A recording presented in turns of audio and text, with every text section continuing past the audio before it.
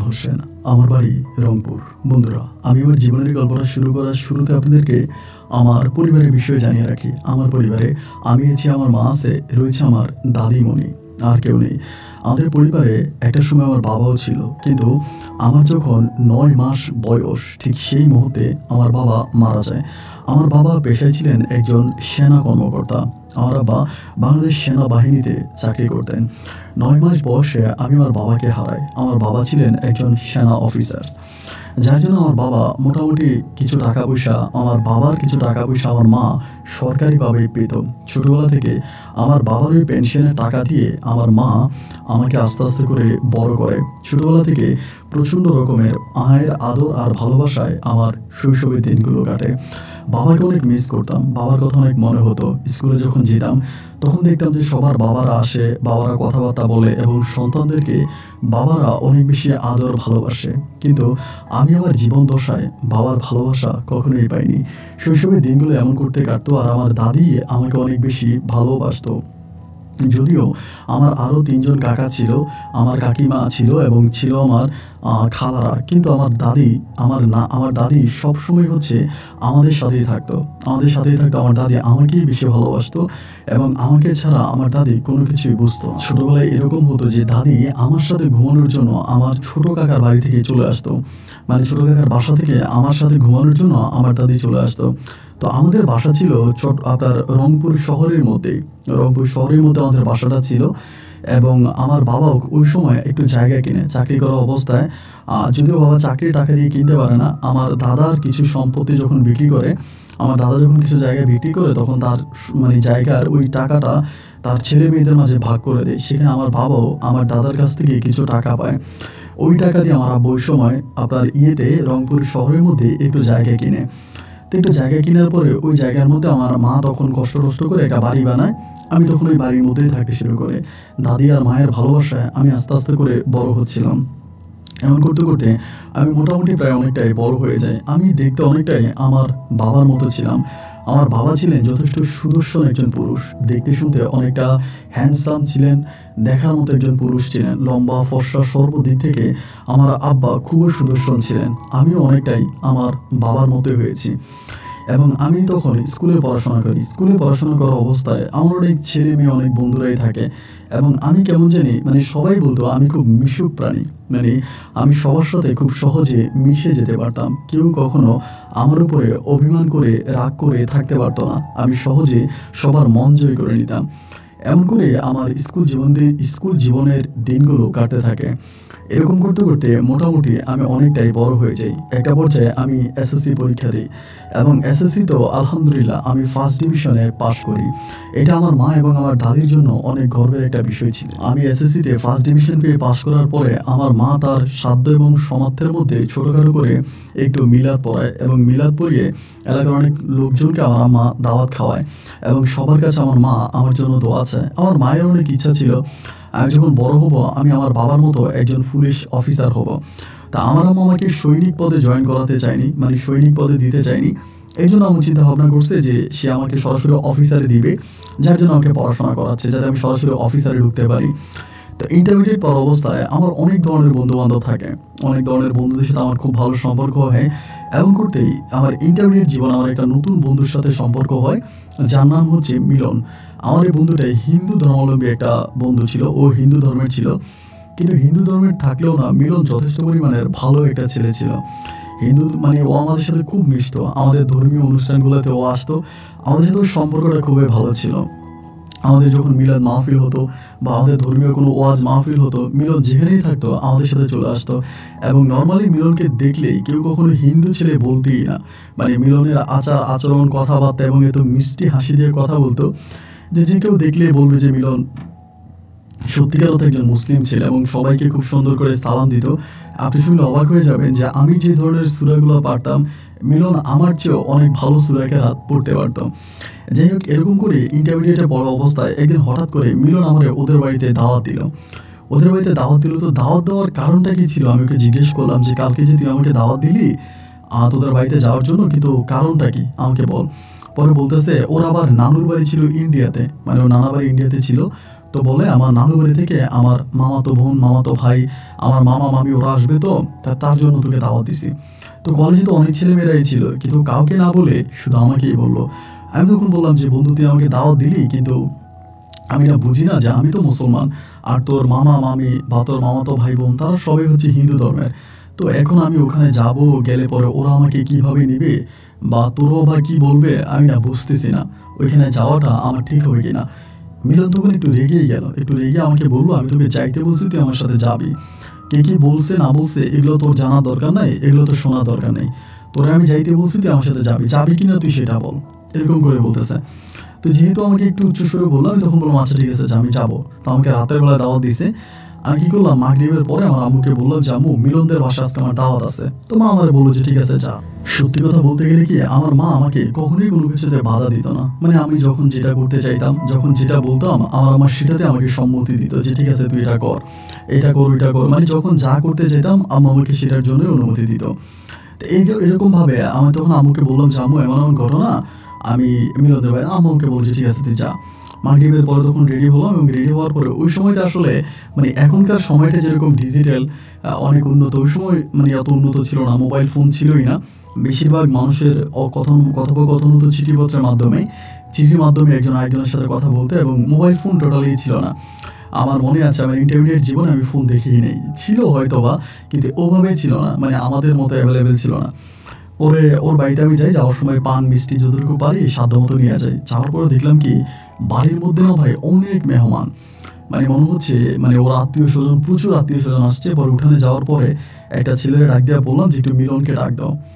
পরে ছেলে গিয়ে মিলনকে ডাক দিল, দেওয়ার পরে মিলন তখন আসছে, আয়সা আমার দেখে তো অবাক, জড়ায় ধরছে, ধরে বলে ভিতরে আয়। পরে ভিতরে নিয়ে গেল, ভিতরে নিয়ে একটা রুমের মধ্যে, তখন ধরো টিনের একটা ঘর ছিল আর কি, অনেক বড় করে প্রায় 5 রুমের মতো একটা টিনের ঘর ছিল। তো আমি টিনের ঘরের মধ্যে একটা কোনায় গিয়ে বসছি। এখন বসার পরে অনেকক্ষণ ধরে বসে আছি, তো আমাকে খাইতে রাখছে যে মিলন তুই, আমাকে বলতেছে যে বেলা তুই খাইতে আয়। না বন্ধু আমি খাবো না, আমি তোর সাথে পরে খাবো নি, এটা বলছি। পরে অনেকক্ষণ ধরে বসে আছি, পরে কিছুক্ষণ পরে ও আসছে, এসে বললাম কী রে বন্ধু চুপচাপ বসে আছি, আমার ভালো লাগতেছে না, আমি তোরে বলছি আমি আসবো না, এরপরে তুই আমাকে জোর করে নিয়ে আসলে, আমি তো আসলে আসতে চাই নাই। তো আইসা আসলে লাভটা কি হলো, এখন তুই আমার সাথে কথাও বলিস না, এরপরে তোর মামাতো ভাই ভাই বোন আসছে ওদের সাথেও পরিচয় করাস না। বলে হ্যাঁ হ্যাঁ হ্যাঁ তোর চোখ পরিচয় করাই দিব, তাহলে চল। এইগুলো তখন আমাকে ভিতরের দিকে মানে এখান থেকে বের করে নিয়ে গেল। বের করে ওদের বাড়ির সামনে একটা বড়াই গাছ আছে, মানে বড়ই গাছ, তা বড়ই গাছের নিচে অনেকগুলো মেয়ে বসে আছে, অনেকগুলো ছেলে বসে আছে, ওইখানে নিয়ে গেছে এবং গিয়ে সবাই বলতেছে আচ্ছা তোমরা একটু এদিকে তাকাও, আমার বন্ধু নাম হচ্ছে বেলাল, আমার সাথে কলেজে পড়াশোনা করে। তো সবাই আমার বললো হাই হ্যালো, এবং মেয়ের পোশাক আশাকগুলো একটু ওয়েস্টার্ন টাইপের ছিল, একটু বিদেশি পোশাকের মতো ছিল। পরে ও পরিচয় করাই দিল যে ওর মামাতো বোন মিতালি, আরেকটা মামাতো বোন আছে, 2টা মামাতো বোন, মামাতো ভাই, সবার সাথে পরিচয় করাই দিল।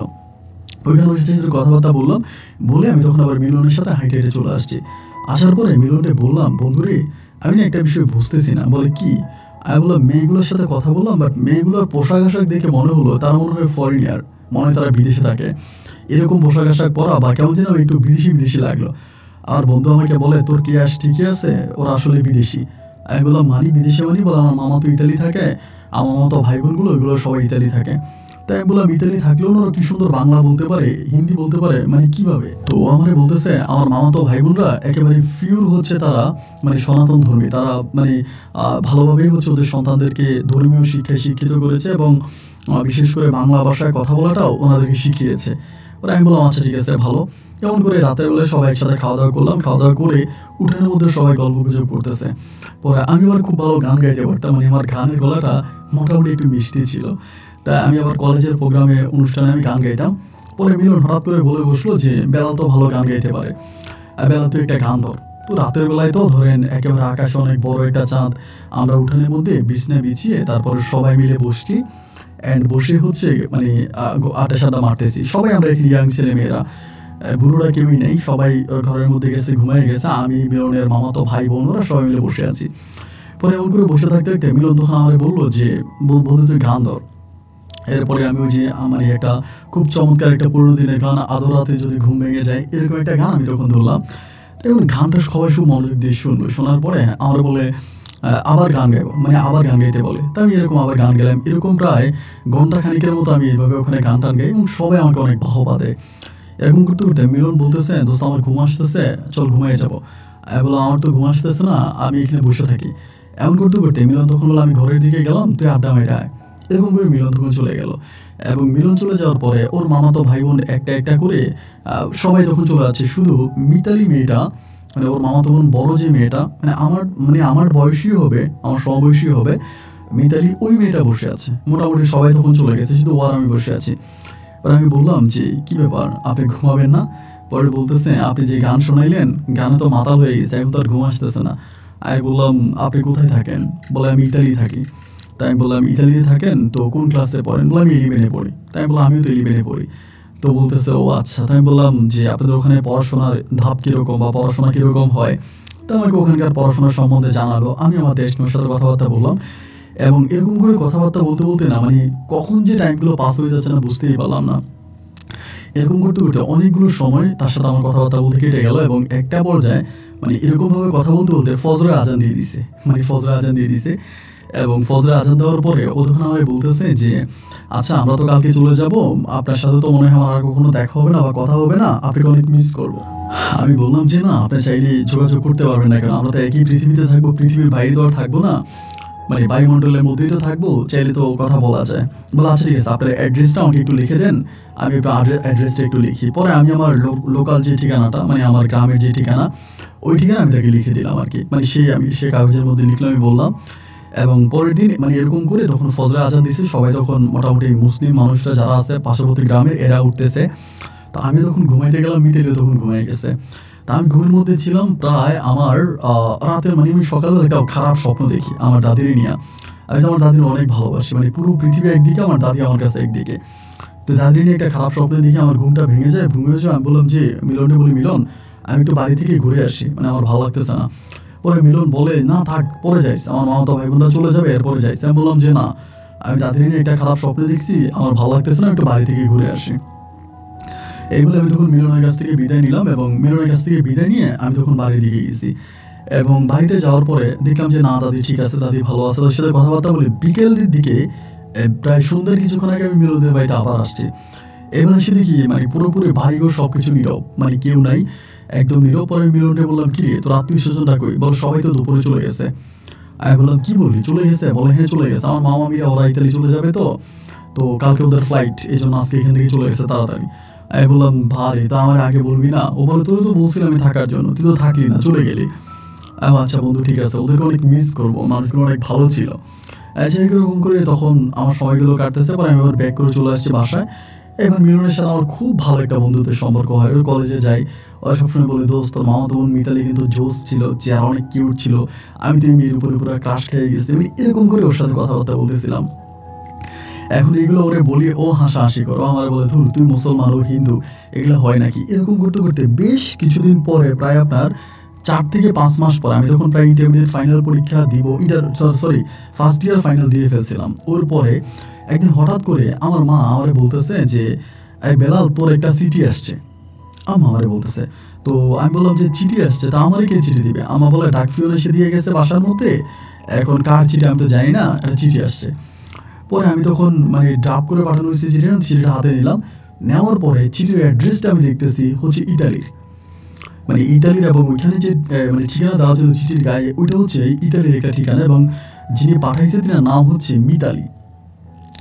এখন মিতালি দেখার পরে আমি পুরোপুরি শিওর হয়ে গেলাম যে এই চিঠিটা আর কেউ না, এটা হচ্ছে আপনার মিলনের মামাতো বোনে পাঠাইছে। মানে আমি সেদিন যে কি পরিমাণের এক্সাইটেড ছিলাম, কি পরিমাণের খুশি হয়েছিলাম, এইটা ভাই আপনাকে বলে বোঝাতে পারবো না। আমি খুশিতে একেবারে টইটম্বুর হয়ে গেছি।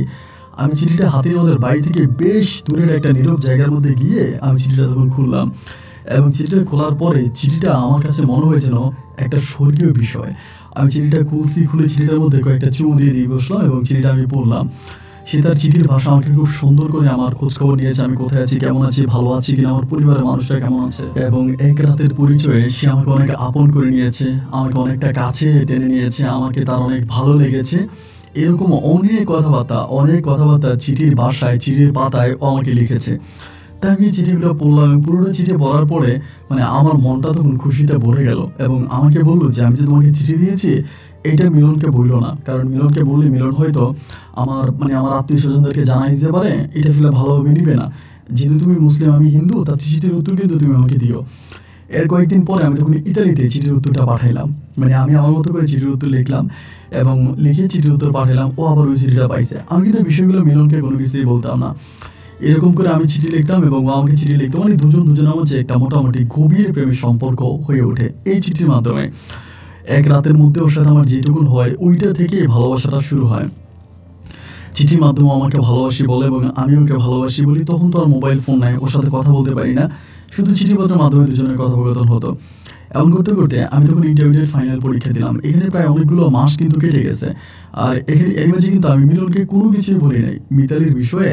আমি মিলনকে কোনো কিছুই জানাই না, কারণ ওকে জানাইলেও যদি ওর পরিবারকে বলে দেয় তো মিতালি তো আমাকে বলতে মানা করছে।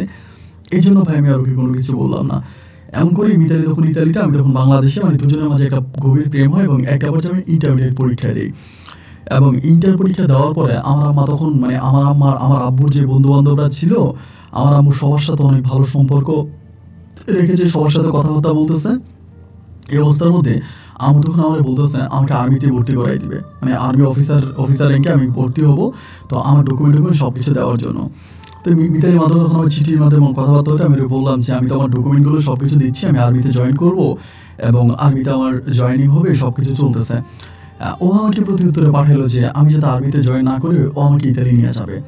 আমাকে এটা বলতেছে আমাকে ইতালি নিয়ে যাবে এবং ও আমাকে অনেক মিস করে, আমি দেশে থাকলে অনেক কষ্টে থাকবো, ভালো থাকবো না, ও আমাকে ইতালিতে নিয়ে যাবে। তো এরকম করে আমাকে তখন একটা নাম্বার দেয়, যে আমাদের এলাকায় কিন্তু তখন মোবাইল ফোন ছিল, বাট বাজারে মানে অনেক দূরে ওইখানে মোবাইল ফোন ছিল, ওইখান থেকে কথা বলা যাইতো। পরে আমাকে ফোন নাম্বার দেয় যে ওর সাথে কথা বলার জন্য। আমি ওই বাজারে গিয়ে, মানে সাইকেল চালিয়ে অনেক দূরে গিয়ে ওইখানে গিয়ে আমি তখন মিতালির সাথে মোবাইল ফোনে কথা বলি। তো আমি ফোন দেওয়ার পরে যে টিএনটি মিনিটি যে ধরনের ফোনগুলো ছিল না, মানে ওই টাইপের মোবাইল ফোনগুলো দিয়ে ওর সাথে আমি কথা বলতাম। পরে আমাকে কান্নাকাটি করে বলতেছে যে না তুমি ইতালিতে চলে আসবো, আমি তোকে নিয়ে আসবো, তুমি আর্মিতে জয়েন করো না, তোমার আর্মিতে জয়েন করতে হবে না। আমি বললাম দেখো আমার আম্মা আমাকে বলতেছে আর্মিতে জয়েন করাবে এবং আমিও চাই আর্মি অফিসার হয়ে, আমার আব্বা আর্মিতে ছিল, তো এই জন্যই আর কি। আমাকে বলেছে না তোমাকে আর্মিতে জয়েন করতে হবে না, তুমি প্লিজ আমার কাছে চলে আসো এবং আমি তোমার, মানে তুমি আমাকে তোমার সার্টিফিকেটগুলো ডকুমেন্টগুলো পাঠাও, আমি সব কিছু ঠিকঠাক করবো। তো এদিক দিয়ে মা হচ্ছে আমাকে আর্মি অফিসার বানানোর জন্য, মানে আম্মুর অনেক ইচ্ছা, আম্মু এটা নিয়ে আমার সাথে বারবার কথা বলতেছে আর্মিতে জয়েন করাবে, আর্মিতে জয়েন করাবো। আর ওদিক দিয়ে মানে আমাকে মিতালি বারবার বলতেছে তুমি ইতালি চলে আসো, আমি তোমাকে ইতালিতে নিয়ে আসবো, এখানে তুমি চলে আসো, মানে এরকমভাবে দ্বিধাদ্বন্দ্ব আমাদের চলতেছে। তো এই অবস্থার মধ্যে এখন আমি চিন্তা করলাম যে আমি কি করবো, মানে কোন দিকে যাবো বুঝে উঠতে পারতেছিলাম না। একটা বলছে আমাদের রিলেশনের বিষয়টা মিলন কিন্তু জেনে যায়, মানে শেষের দিকে মিলনকেও জানাই দেয় এবং মিলনকে জানালে মিলন জাস্ট একটা কথাই বলে দেখ ও হচ্ছে হিন্দু, তুই হচ্ছিস মুসলমান, ধর্মীয়ভাবে তো আসলে তোদের সম্পর্ক হবে না। আর যেহেতু বাংলাদেশে তো এটা কোনোভাবেই সম্ভব না, আর তুই যদি ওকে একান্তই ভালোবেসে থাকিস, ওর ছাড়া থাকতে না পারিস, ওর জন্য তোর কষ্ট হয়, তাহলে তুই ইতালিতে চলে যা। আমার বন্ধু মিলন আমাকে তখন ইতালি যাওয়ার জন্য মানে বললো। তো আমি তখন মিলনকে বলতেছি আমি যে ইতালি যাবো, আমার মা তো আমাকে ইতালি যেতে দিবে না, মা তো আমাকে ডিরেক্টলি মানা করে দিছে, মা আমাকে বিদেশে পাঠাবেই না এবং পরিপূর্ণভাবে আম্মু আমাকে মানা করছে। এখন আম্মা যদি আমাকে না দেয় তাহলে আমি কেমন করে যাব। মিলন আমারে বলতেছে যে দিবে না কেন, প্রয়োজন আমি আন্টির সাথে কথা বলবো। তো আমারে বলে, তাই বললাম ঠিক আছে তাহলে তুই দেখ তুই আমারে বুঝিয়ে দিতে পারিস কিনা। তো 2 দিন পরে মিলন তখন আমাদের বাসায় আসছে, এসে আমার আম্মুরে বলতেছে আন্টি আর্মি অফিসার হলে কয় টাকা বেতন পাবে, এবং ওর তো আসলে ওরকম ভালো বেতনও পাবে না, আঙ্কেলও তো আর্মি অফিসারই ছিল, তো ও হচ্ছে মানে প্যারাল হচ্ছে বিদেশে যাক, বিদেশে গেলে অনেক ভালো থাকবে, অনেক বেশি টাকা ইনকাম করতে পারবে, এই সেই ভুং আমার আম্মুকে বোঝাচ্ছে। আম্মু মিলনকে ডিরেক্টলি বলতেছে যে না আমি আমার ছেলেকে, আমার একমাত্র ছেলে আমি বিদেশে পাঠাবো না। মানে এমন একটা পরিস্থিতির মধ্যে পড়ছি ভাই, না পারি এপারে যাইতে, না পারি ওইপারে যাইতে। একটা পর্যায়ে মিলন আমাকে বলতেছে তোর হার্ড লাইন সিদ্ধান্ত নিতে হবে, এইভাবে আন্টির উপরে ডিপেন্ড করে থাকবি, আন্টি তোকে যাইতে বললে তুই যাবি, আন্টি তোকে নিয়ে যাবে, এইটাতে আসলে কোনো ভালো সুরাহার হবে বলে মনে হয় না, তোকে একটা হার্ড লাইনে যেতে হবে, একটা হার্ড সিদ্ধান্ত তো নিতে হবে। পরে আমি বললাম যে হার্ড সিদ্ধান্ত, হার্ড লাইন মানে কি করতে পারি। আমাকে বলে তুই একটা কাজ করতে চলে যা, আন্টিকে জানানোর দরকার নেই, তুই পাসপোর্ট করে মিতালিরে পাঠা এবং মিতালি তো সব কিছু ঠিকঠাক করে তুই ইতালি চলে যা। এখন পরে আমি বললাম যে এটা করাটা কি ঠিক হবে, আম্মু মনে কষ্ট পাবে না। ও আমাকে বলে মায়ের মনে কষ্ট দেওয়া ছাড়া এই পৃথিবীতে কেউ তার প্রিয় মানুষকে পায় নাই। হ্যাঁ, ভালোবাসা মানুষকে জয় করতে হলে পরিবারের মনে একটু একটু কষ্ট দিতেই হয়। আর আমি যেটা বলছি যদি এটা করতে পারিস তাহলে তুই মিতালিরে পাবি, আর যদি না করিস তাহলে বন্ধু তুই মিতালিকে সবসময়ের জন্য হারাবি, এছাড়া আমার কাছে আর কোনো পথ খোলা নাই বা আর কোনো কথা আমার নাই। তো পরে আমি মিলনের কথা শুনে তখন আমি পাসপোর্ট করি এবং আমি আমার ডকুমেন্টগুলো তখন আমি মিতালির জন্য পাঠাই। তখনও কিন্তু ওই যে পাঠাইলাম জাস্ট পাঠানো আর কি, কিন্তু মন থেকে না। আমি কিন্তু মন থেকে এখন পর্যন্ত বারবার হচ্ছে আমি মানে আমার মাকেই স্মরণ করতেছি, মা আমাকে আর্মি অফিসার বানাবে। একদম ছোটোবেলা থেকে কিন্তু আম্মুর স্বপ্ন আর কি, একদম আব্বু মারা যাওয়ার পর থেকে আমার আম্মুর স্বপ্ন, আমার দাদির স্বপ্ন যে আমি আর্মি অফিসার হবো। পরে ওনাদের কথাবার্তা না শুনে একটা পর্যায়ে ইতালিতে আমার সব কিছু ঠিকঠাক হয়ে যায়, স্টুডেন্ট বিষয়ে আমি তখন ইতালিতে যাই। তো যেদিন আমি যাবো এর আগের দিন আমি না বাসায় বসে খুব কান্না করতেছিলাম, মানে প্রচণ্ড কান্না করতেছি। আমার আম্মু আমার বারবার বলে, কি রে তোর মন খারাপ কেন, কি হয়েছে আম্মুর কাছে বল, তুই এরকম মন খারাপ করে আসিস কেন, কি হয়েছে বল। আম্মু আমাকে বারবার জিজ্ঞেস করে, আমাকে দাদি জিজ্ঞেস করে কি হয়েছে আমাদের কাছে বল না। তা আমি কারোর কাছে কোনো কিছু বলছি না, রাতের বেলাতে আমি চলে যাব। পরে যে রাতে আমি চলে যাব মানে সে রাতে আমি বাসার মধ্যে চিঠি লিখি, মানে চিঠি লিখে এই চিঠিটা আমি আমার বিছানার উপরে রেখে, মানে বালিশের উপরে রেখে ওই রাতে আমি তখন বাসা থেকে চলে যাই। আমাকে কোনো কিছু না বলে ব্যাগ ট্যাগ নিয়ে আমি ইতালির উদ্দেশ্যে চলে যাই। এবং চলে যাওয়ার পরে আর আম্মুর সাথে আমার কোনো যোগাযোগ হয় নাই। ইতালিতে যাওয়ার পর আমি তখন মিলনের সাথে মাঝে মাঝে মোবাইল ফোনে কথা বলতাম। ওই যে আমাদের এলাকার যে টিনটি ছিল ওইখানেও যাইতো, ওর সাথে আমার ফোনে কথা হতো। অ্যান্ড ওরে আমি বলতাম যে বন্ধু, ও বলে তোর আম্মা খুব কান্নাকাটি করতেছে, তোর দাদিও খুব কান্নাকাটি করতেছে, তোর অনেক মিস করতেছে। পরে আমি একদিন আম্মুর সাথে কথা বলি ফোনের মাধ্যমে, এবং কথা বললে পরে মানে আম্মু কোনোভাবেই এটা মানতে পারতেছে না, আমি কেন চলে গেলাম, আমি কেন আর্মি অফিসার না হয়ে, আমি কেন আম্মুর কথা না শুনে আমি চলে গেলাম, আমি এটা ভালো করি নাই, এইটা আমি অনেক খারাপ কাজ করছি, এই জন্য আমাকে অনেক ব্যাগ পোহাতে হবে। আম্মু এরকম কথাবার্তা বলতেছে। তা আম্মুর সাথে কথাবার্তা বলি, এবার আমি আর মানে আর কথা বাড়াইলাম না, মাঝে মাঝে কথা হয় মাঝে মাঝে হয় না, এমনকি আমি এখন ইতালিতে চলে যাই। এবং সেখানে স্টুডেন্ট বিষয়ে আমি তখন পড়াশোনা করি, তার পাশাপাশি হচ্ছে মিতালির সাথে সম্পর্ক করি, আর এখানে একটা জবও আমি করি, একটা পার্ট টাইম চাকরিও করি। এই নিয়ে তখন ভালোভাবে আমি চলতেছি। এমন করতে করতে আমার গ্র্যাজুয়েশন প্রায় শেষ হলো, এবং গ্র্যাজুয়েশন শেষ হওয়ার আগে আমি তখন মিতালির সাথে বিবাহ বন্ধনে আবদ্ধ হয়ে যাই। বিবাহ বন্ধনে বলতে মিতালি তার ধর্ম পালন করে, আমি আমার ধর্ম পালন করি, দুজনে কিন্তু বিয়ে করি, একসাথে থাকি, মাঝে মাঝে একসাথে থাকি, এবং দুজনের মাঝে খুবই গভীর প্রেমের সম্পর্ক, ভালোবাসাবাসির সম্পর্ক। এমন করতে করতে মিলন তখন দেশে বিয়ে শাদী করে, এবং আস্তে আস্তে করে আমার আম্মা সবসময় মিলনের সাথে কথা বলতো যে ও কেন চলে গেল, কী কারণে চলে, এরকম করে সময়গুলো কাটতে কাটতে একটা পর্যায়ে আমার কাছে মনে হয় যে মিলনে আমার মিতালির কথা আমার আম্মুকে বলে দেয়। যেমন এমন ঘটনা, ও তো একটা আমার মামাতো বোনকে বিয়ে করছে, এবং ওরে বিয়ে করে ও এখন আসতে ওইখানে এগুলো বলতো। তা আম্মু আমাকে সবসময় জিজ্ঞেস করে যে মিলন যেটা বলছে যে তুই নাকি ওর মামাতো বোনকে বিয়ে করছিস, সেগুলো সত্য কিনা। মানে আম্মু আমাকে বারবার বলতো, আমি আম্মুর কাছে এগুলো স্বীকার করতাম না, মানে সবসময় বলতাম যে না আমি এটা করি নাই, এটা মিথ্যা, এটা ওইটা বলতাম। কিন্তু ওই সময় মিতালির সাথে আমার সম্পর্ক, এবং লাস্টের দিকে মিতালি বেবি কনসেপ্ট করে, ওর পেটে বাচ্চা আসে, এবং বাচ্চা পেটে যখন ওর বাবু হয় আমি তখন খুব মানে খারাপ অবস্থা না, আমার আম্মুকে তো আমি বলতে পারি না, আম্মু বিষয়টা জানে না। এবং আমার ওয়াইফ যখন মিতালি যখন বেবি কনসেপ্ট করে ওই মুহূর্তে আমার দাদি তখন মারা যায়, এবং দাদি মারা যাওয়াতে না আমি খুব কষ্ট পাই, মানে এত কষ্ট পাই যেটা আসলে মনে হয় আমার পুরো পৃথিবীটা ভেঙে গেছে, মানে পুরো পৃথিবীটা ছিন্ন চান্ন হয়ে গেছে, এমন একটা অবস্থা। আমার কাছে সারা পৃথিবী একদিকে ছিল, এবং আমার দাদি আমার কাছে একদিকে ছিল। আমি অসম্ভব রকম ভালোবাসতাম দাদিকে। দাদির ওই মৃত্যুটা আমি খুব স্বাভাবিকভাবে মেনে নিতে পারি না, মানে এরকম হয়েছে যে আমি পুরো 1 উইকের মতো ভাই খাওয়া দাওয়াই করিনি, পুরো 1 সপ্তাহের মতো আমার পুরো খাওয়া দাওয়াই বন্ধ ছিল, এমন একটা অবস্থা। পরে আস্তে আস্তে ঠিক হয়ে দেন, এবার মিতালি আমার বলতেছে তুমি একটু দেশে যাও, এবং দেশে গিয়ে দাদির খবরটা জিয়ারত করে আসো, এরকম করে আমাকে বলে। তো মিতালি যেহেতু আমাকে বললো, তখন আমার একটা কন্যা সন্তান হয়েছে, এরপর আমার একটা মেয়ে সন্তান হয়। মেয়েটা হওয়ার পরে আমার বলতেছে যে যাও। তো আমার মেয়েটার বয়স তখন 4 মাসের মতো, 4 থেকে 4.5 মাস। পরে ও যেহেতু আমাকে এভাবে বলে, পরে আমি ওর কথা মতো তখন আমি দেশে আসি। আমার মেয়েটা তখন 4.5 মাস বয়স, ওই বয়সে আমি তখন দেশে আসি। এবং দেশে আসার পর আমার আম্মা তো আমাকে এয়ারপোর্ট থেকে রিসিভ করে আনে বাড়িতে, এবং এই আম্মু খুব কান্নাকাটি করে। পরে আমার দাদুর কবরের কাছে নিয়ে যায়, আমি দাদুর কবরের কাছে যাই, দাদুর কবর জিয়ারত করি, এবং বেশিরভাগ সময় সকালবেলা আমি দাদুর কবরের কাছে বসে থাকতাম। তখন মোটামুটি মোবাইল ফোন আস্তে আস্তে করে গ্রামগঞ্জেও ছড়িয়ে গেছে। পরে আমি ওই ফোনের মাধ্যমেই মিতালির সাথে কথা বলতাম, ওর সাথে ফোনের মাধ্যমে কথা বলতে ওরে বলতাম যে আমি দেশে আসছি, এবং এগুলো সব কিছু আমি শেয়ার করতাম। এমন করতে করতে একদিন সকালবেলা আমি ফজরের নামাজ পড়ে কবরের কাছে এসে কবর জিয়ারত করতেছি, দাদির কবরে বসে আছি। এমন সময় আম্মু আমার পিছন থেকে আসছে, তখন সবেমাত্র সকাল হচ্ছে আর কি, সূর্য উদয় হবে, আস্তে আস্তে করে ফসল হচ্ছে চারদিকটা ওই মুহূর্তে।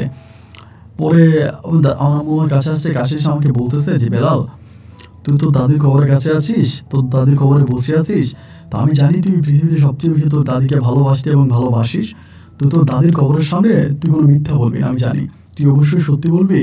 তো তোরে আমি জিজ্ঞেস করি, তুই আমার কাছে সত্য কথা বলতো, আসলে ঘটনা কি, এমন করে আমাকে বলে। আমি বললাম না মা, কোনো ঘটনা নেই তো, কেন কি ঘটনা। আমার আম্মু আমার বলে, না মিলনের কাছ থেকে শুনলাম তুই নাকি ইতালিতে বিয়ে করছিস, তোর নাকি ওয়াইফ আছে, ওই মেয়ে নাকি হিন্দু, এটা সত্য কিনা আমাকে বল। আম্মু যখন ওই দাদির খবর গেছে আমাকে ওইভাবে ধরছে, পরে আমি চিন্তা করছি যে না, এখানে আমার আর থাকা যাবে না, কারণ এখানে থাকলে আমি দাদির কবরকে সামনে রেখে তো আর মিথ্যা বলতে পারবো না। আমি এখান থেকে উঠে যাই। ঘপ করে মা আমার হাত চেপে ধরে, আমার হাত চেপে ধরে বলে, এখানে বস, এখানে বস, উঠে কোথায় যাচ্ছিস? আমি বললাম, না মা, আমার এখানে ভালো লাগতেছে না, আমি একটু উঠি, পরে বলবো তোমারে। আমা বলে যে না, পরে বলবি মানে এখনই বলতে হবে, এখনই তোর বলা লাগবে, এখনই বলা লাগবে, তুই উঠতে পারবি না, বস এখানে। মানে একটু জোর জবরদস্তি করে আম্মু তখন আমাকে এখানে বসাই দেয়, এবং বসাই দিলে পরে আমি তখন বসে আমার বলে, সত্যি কথা বলতো, তোর দাদির কবরকে সামনে রেখে, তোর দাদির কবরকে সামনে রেখে তুই আমাকে সত্যি কথা বল, আসলে ঘটনা কি? আমি তখন আমার মায়ের বলতেছি যে মা, আমি তোমার কাছে সত্য কথাই বলবো, আমি মিথ্যা বলবো না, এবং অবশ্যই সত্যি বলবো, তুমি আমাকে নিয়ে চলো, আমাকে নিয়ে ঘরে চলো, বাসায় চলো। আমি বলবো না, আমাকে দাদির কবর থেকে উঠতে দিবে না, আমি ওনাকে যেটা বলি এবং দাদির কবরের সামনে বসে আমাকে বলতে হবে, এখান থেকে উঠতে পারবো না। যখন এরকম করে জোরাজোরি করতেছে, একটা পর্যায়ে আমি বললাম, আচ্ছা ঠিক আছে। পরে আমার বলে, তুই বল। আমি বললাম যে হ্যাঁ, আসলে সত্যি আমি বিয়ে করছি, মেয়েটা হিন্দু, এবং আমার একটা মেয়ে সন্তান আছে। মানে এই কথাটা বলার পরেই না, মানে আম্মা অজরে কান্না করতে শুরু করছে, মানে এমনভাবে কান্না করতে শুরু করছে, বলার মতো না, চিৎকার করে কান্না করতেছে। আমি বললাম, তুমি কান্না করতেছো কেন, কি কারণে কান্না করতেছো? মানে আমি তো কোনো মহা অপরাধ করে ফেলি নাই, কোনো অন্যায় করে ফেলি নাই যে তোমার এইভাবে কান্না করতে হবে। আমার আম্মা বলে, তোর আব্বা 9 মাস বয়সে তোর আব্বা তোর ছেড়ে চলে গেছে, এবং এই 9 মাস বয়স থেকে আমি তোর কোলে পিঠে করে মানুষ করছি, তোরা আমি কখনোই কোনো কিছুর অভাব বুঝতে দিই নাই, কখনোই কোনো কিছুর অভাব বুঝতে দিই নাই, তোরা আমি এত আদর করছি, এত ভালোবাসছি, নিজে না খেয়ে তোরা খাওয়াইছি, তুই কীভাবে পালিয়ে এত বড় একটা কাজ করতে আমার না জানাই? পরে আমি বললাম যে মা, মেয়েটা হিন্দু ছিল এবং ও আমার ভালোবাসে, আমি ওরা ভালোবাসি, যেভাবে হোক এটা হয়ে গেছে, তো মা তুমি এটাতে আর প্লিজ মন খারাপ করো না, এটাতে তুমি আর খারাপভাবে নিও না, যা হওয়ার তা তো হয়েই গেছে, এখন তো আর এটা বলে লাভ নাই। আমি তোমার কাছে অনুরোধ করতেছি, তুমি একটু শান্ত হও, ঠান্ডা হও, তুমি একটু ঠান্ডা হও। না, আমার মা কোনো ঠান্ডা হবেই না, মা আরও গরম হইতেছে, মানে আরও মেজাজ খারাপ করতেছে, যে তুই এটা কীভাবে করলি, কেন করলি, কার পরালোচনায় করলি? মানে আম্মু পারতেছে না যে আমাকে একদম এখানে মেরেই ফেলবে, এমন একটা অবস্থা। আমি যতই আম্মাকে ঠান্ডা করার জন্য চেষ্টা করতেছি, আম্মা ঠিক ততটাই গরম হইতেছে, আরও গরম হইতেছে। আমি আরও ঠান্ডা করার চেষ্টা করি, তিনি আরও গরম হয়, আমি ওকে ঠিক করতে পারতেছি না। পরিস্থিতি এরকম হতে হতে একটা সময় হলো কি, যে এর 2 দিন পরে, মানে এই ঘটনার 2 দিন পরে আমার আম্মা তখন আমার পাসপোর্ট নিয়ে গেছে। মানে পাসপোর্ট আমি ড্রয়ারের মধ্যে রেখেছিলাম, আমার বাসায় ওইখান থেকে আমার পাসপোর্ট নিয়ে গেছে, এবং পাসপোর্ট নিয়ে গেছে। পাসপোর্ট নিয়ে যাওয়ার পরে আমি মার বারবার বলতেছি, তুমি আমার পাসপোর্ট দাও, আমার পাসপোর্ট দাও, আমি চলে যাব, আমার পাসপোর্ট কেন লুকিয়ে রাখছো, আমার পাসপোর্ট দিয়ে দাও। না, মা আমাকে পাসপোর্ট দেয় না। এবং এরকম করতে করতে একটা সময় হলো কি, যে মা আমাকে ঘরবন্দি করে ফেলছে, মানে আমাকে ঘর থেকে বেরোতে দেয় না, ঘরের মধ্যে আটকায় ফেলছে, এবং এরকম করতেছে যে আমি যদি মায়ের কথার অবাধ্য হই তাহলে উনি মারা যাবে। আমাকে ধমক দেয় যে তোর দাদির যেখানে কবর দিয়েছিস না, তোর দাদির কবরের পাশে আমার কবরটাও হবে, একসাথে 2টা কবর জিয়ারত করতে পারবি। আমি বললাম যে মা, আমি ওকে বিয়ে করে ফেলছো, আমার বিবাহিতা বউ, এখন তো আর এসব বলি মা লাভ নাই, বা এখন তো আর এসব বললে হবে না। তোমার কাছে আমি রিকোয়েস্ট করে বলতেছি, তুমি একটু ঠান্ডা হও, একটু শান্ত হও। না মা, আমার আর কোনো কথাই শোনে না, আমার কোনো কথা মানেই না, আমাকে ঘর থেকেই বেরোতে দিবে না, মানে টোটালি কথা যেটা, আমাকে ঘর থেকেই বেরোতে দিবে না, আমাকে ঘরের মধ্যে আটকায় রাখে। এই দিক দিয়ে মিতালি আমাকে ফোন দিয়ে কান্নাকাটি করতেছে, তুমি আসতেছো না কেন, বাবুটা বারবার বড় হয়েছে, এবং ও আসলে ওর মুখ দিয়ে কথা ফুটতেছে, তুমি আসো না কেন, তুমি আসো। মানে আমার ওয়াইফ আমাকে খুবভাবে প্রেশার দিতেছে যাওয়ার জন্য, আর এদিক দিয়ে মা আমাকে যেতে দিচ্ছে না। এবং একটা পর্যায়ে আমি তখন বাধ্য হয়ে মিতালিকে বলে ফেলি যে এই ঘটনা, আমার মা তো আমাকে যেতে দিচ্ছে না, মা আমাকে আটকায় রাখছে। ও কান্নাকাটি করে বলতেছে কি, এটি কী ধরনের কথা, মানে তুমি চলে আসো। আমি যাই না, মা আমাকে পাসপোর্ট দেন, আমাকে ঘরের মধ্যে আটকায় রাখে। এইভাবে প্রায় 5 মাস কেটে যায়। বাংলাদেশে আমার 5 মাস কাটে পুরো ঘরবন্দি অবস্থায়। মা আমাকে বিয়ে করাবে, ওই মেয়ে বাদ কোনো হিন্দু মেয়ের সংসার উনি আমাকে করাবে না, উনি আমাকে দেখে শুনে, উনি বুঝে শুনে আমাকে আমার এলাকাতে একটা বিয়ে করাবে, এরকম একটা চিন্তা ভাবনা, মানে এটাই ওনার পরিকল্পনা। এই জন্য উনি আমাকে দেশের বাইরে যেতে দিবে না। তো এইভাবে কথাবার্তা কাটাকাটি, ঝগড়াঝাটি, ঝামেলা, মারামারি এরকম হতে হতে এক পর্যায়ে হলো কি, তখন আমার মা মানে তখন বলতেছে আমারে, মিতালি বলতেছে ইতালি থেকে আসবে, আমাকে বলতেছে আমি আর থাকতে পারতেছি না, আমি নিতে পারতেছি না, মেয়েটাও কান্নাকাটি করতেছে, আমি তোমার কাছে যাবো। এবার ও আমাকে বলে একদিনও বাংলাদেশে চলে আসে ডিরেক্টলি, ওর সাথে ফোনে কথাবার্তা হতো, বাংলাদেশে আসে, এসে আমাদের বাড়িতে আসে। আমাদের বাড়িতে যখন আসে তখন বিকেল প্রায় আপনার 3:30 4টার মতো বাজে। আমি তখনও ঘরে, আমার ঘরে তালা মেরে রাখে, মানে এমন একটা অবস্থা যে আমার ঘরের বাইরে থেকে আমার মা তালা মেরে রাখে, তালা খোলে, আমার খাবার দেয়, আবার তালা মেরে রাখে। মানে একটা মেয়ের যেভাবে আটকায় রাখেন একটা ঘরের মধ্যে, একটা ঠিক মেয়ের মতো করে আমার মা আমাকে আটকায় রাখে, মানে একদম ছোট বাচ্চার মতো হয়ে যায়। আমি ওনাকে যত বোঝানোর ট্রাই করি যে এটা এইভাবে না মা, তুমি বুঝতে চেষ্টা করো, বাট আমার মা কোনো কথাই বুঝতে রাজি নেই, মানে কিছুই বুঝবে না। উনি যেটা বলবে সেটাই হবে, ওনার কথার বাইরে আমি কথা বলতে পারবো না, ওনার কথার বাইরে কথা বলার সাহস আমার নাই, বা কথা বলতে আমাকে দিবে না। এক পর্যায়ে মিতালি তখন আসছে, আসার পরে আমি শুনতেছি মিতালি মানে কান্নাকাটি করতেছে উঠোনের মধ্যে। আমার আম্মাকে বলতেছে যে, "আন্টি আম্মু আমি একটু বেড়ালের সাথে কথা বলি, আপনি একটু বেড়ালকে দেন," এটা সেটা। পরে জানালা দিয়ে আমার মেয়েটাকে আমাকে দেখায়। জানালা দিয়ে আমার মা এবং ও তখন আসে, আমার মেয়েটাকে আমি জানালা দিয়ে একটা নজর দেখি। মানে আমি মেয়েটাকে কুলে নিতে পারতেছি না। জানালার ভিতরে আমি, বাইরে আমার ওয়াইফ এবং আমার বাচ্চা। মানে এই কথাগুলো অনেকেই শুনলে হয়তো বলবে যে, "ভাই আপনি কি কাপুরুষ ছিলেন?" আসলে আমার মায়ের কাছে না আমি সত্যিই একটা কাপুরুষ ছিলাম। কারণ ছোটবেলা থেকে আমি মায়ের কাছেই বড় হইছি। আমি বাবাকে দেখি নাই এবং মায়ের উপরে কথা বলার মতো সাহস আমার এই পর্যন্ত হয় না। এই পর্যন্ত মায়ের উপরে কথা বলতে পারি না। পরে এই পর্যন্ত আমি মায়ের অনেক বুঝাই যে, "মা আসছে, ওরা আসছে।" এখন লাস্ট পর্যন্ত মিতালি এটাও বলতেছে যে সে মুসলিম হয়ে যাবে। আমার মারে বলে, "আমি মুসলিম হয়ে যাবো এবং মুসলিম হয়ে আমি আপনার ছেলের সাথে সংসার করবো। আমি মুসলমান হয়ে যাবো। তা আপনার কাছে অনুরোধ করে বলি যে আপনি মানে আপনার ছেলেকে আমার কাছে দেন। ও তো আমার হাসব্যান্ড, আমাকে বিয়ে করছে।" আমার আম্মার কথাই একটা যে আমার ছেলে কোনো হিন্দু মেয়ের সংসার করবে না। ও বলে মুসলিম হয়ে যাবে। আমার আম্মা সেটাও মানতে রাজি নেই। মানে আম্মা ওকে মেনেই নিতে পারে না। কি এমন কারণ, কিসের কারণ আমি না ভাই বুঝলাম না। ৩ টা দিন পর্যন্ত আমার এই দুধের বাচ্চাটাকে নিয়ে মিতালি আমাদের বাসায় ছিল এবং ৩ দিনই শুধু একবার আমি ওরে দেখছি, আমার বাচ্চাটারে একবার দেখছি। এছাড়া আমি আমার মেয়েটারও দেখি নাই, আমার ওয়াইফকে আমি আর দেখি নাই। আম্মা আমাকে ওদের কাছে আসতেই দেয় নাই। মানে ঘরবন্দি করে তালা মেরে আমাকে ঘরের মধ্যে আটকায় রাখে। আমার বাচ্চা, আমার ওয়াইফ কারোর চেহারাটা আমাকে দেখতে দেয় না। এই পরিমাণের মানসিক টর্চার, মানসিক অত্যাচার আমার আম্মা আমার উপরে করতো। পরে সবকিছু মেনে নিলাম যে আম্মা যেগুলো করতেছে বা আম্মা যেটা করতেছে, আমি তো আর আম্মার উপরে কথা বলতে পারি না। আমার বাইরে কথা বলতে পারি না। ঠিক আছে, আম্মা যেটা করে আম্মা করুক। আম্মা যেটা করে আম্মা করুক। আমি আম্মার উপরে পরিপূর্ণভাবে ছেড়ে দিলাম যে ঠিক আছে আম্মা করুক। আমি আর মানে রেগে গেলাম আরকি। মানে পরিপূর্ণভাবে রেগে গেলাম যে আমি বা আর কি করতে পারি ভাই? আমার আর কি করার আছে বলেন? আমার তো আর কোনো কিছু করার নাই। উনি যেটা ভালো মনে করে, উনি যেটা বুঝতেছে উনি সেটাই করতেছে। আমি তো উনার উপর দিয়ে আর কোনো কথা বলতে পারি না। আমাকে কোনো কথা বলার সুযোগ উনি দেয় না। এবং ৩ দিন পর্যন্ত মিতালি আর আমার মেয়েটা দেশে থাকে এবং ৩ দিন পরে এরা আবার পুনরায় ইতালি চলে যায়। চলে যায় এবং চলে যাওয়ার পর আমি মানসিকভাবে অনেকটা তখন ভেঙে পড়ি। মানে খাওয়া-দাওয়া করি না, ঘুমাইও না এবং এমন করতে আমার মা তখন আমারে বলতেছে যে সে আমাকে বিয়ে করাবে। আমাকে বিয়ে করাবে ইতালির সাথে। ইতালি চলে যাওয়ার পরে মিতালি আমার সাথে কোনো যোগাযোগ রাখে নাই। মানে আমার যে কন্ট্যাক্ট নাম্বার ছিল এগুলোও ব্লক করে দেয়। আমার সাথে যোগাযোগের সব মাধ্যমগুলোও ক্লোজ করে দেয়। মানে ওর ভিতরেও একটা রাগ যে আমি কেন আমার মায়ের উপরে কথা বলতে পারি না? কেন আমার মাকে আমি ধাক্কা দিলাম না? কেন আমার মাকে আমি আমার মায়ের গায়ে হাত তুলে কেন ওর কাছে চলে আসলাম না? কেন আমি মায়ের বাঁধনে আটকে আছি? কেন আমার মায়ের উপরে আমি কথা বলতে পারি না? মানে ওর কথা হচ্ছে এগুলো আরকি। এবং এই কথাবার্তাগুলো থেকেই মনে করেন ও রাগে এবং ক্ষোভের বশবর্তী হয়ে ইতালি যাওয়ার পরে আমার সাথে পরিপূর্ণভাবে যোগাযোগ বন্ধ করে দেয়। এবার মা আমাকে বিয়ে করাবে। আমাকে বিয়ে করানোর জন্য মেয়ে খোঁজাখুঁজি শুরু করছে। আমার নানু বাড়িতে আমার মামারা আছে, ওনাদেরকে বলল এনারা মেয়ে দেখতেছে, আমার মাও মেয়ে দেখতেছে। তো আমার মায়ের কথা হচ্ছে সে আমাকে ধর্মীয় একটা মেয়ে বিয়ে করাবে। যে মেয়েটা ৫ ওয়াক্ত নামাজ পড়ে, রোজা রাখে, দ্বীনের পথে চলে, ইসলাম ধর্ম গ্রহণ করা এবং পর্দাশীল একটা মেয়েরও উনি আমাকে বিয়ে করাবে। এরকম পর্দাশীল একটা মেয়ের বিয়ে করাবে। তা আমার কথা হচ্ছে ভাই ওই সময়টাতে আমার অবস্থা এরকম হয়েছে, আমার বিয়ে করাক, যাই করাক, যেটাই করাক, মানে আমার মায়ের ইচ্ছা। আমি সম্পূর্ণটা আমার মায়ের উপরে ছেড়ে দিয়েছি। মানে আমি আর আমার কন্ট্রোলে নাই আরকি। আমি আউট অফ কন্ট্রোল। এবার মা এরকম করে খোঁজাখুঁজি করতে আপনার সানজিদা আক্তার নামের একটা মেয়ে আমার জন্য ঠিক করে। মেয়ের বাবা নাকি একজন কোরআনে হাফেজ এবং আলেম। বড় মাপের একজন মুফতি, আলেম। ওর বাবা বিভিন্ন জায়গায় ওয়াজ মাহফিল করে, অনেক নাম করে একজন বক্তাও। ওই মেয়ের বাবারে ওই মেয়ে আমার জন্য ঠিক করছে, ওই মেয়ে আমাকে বিয়ে করাবে।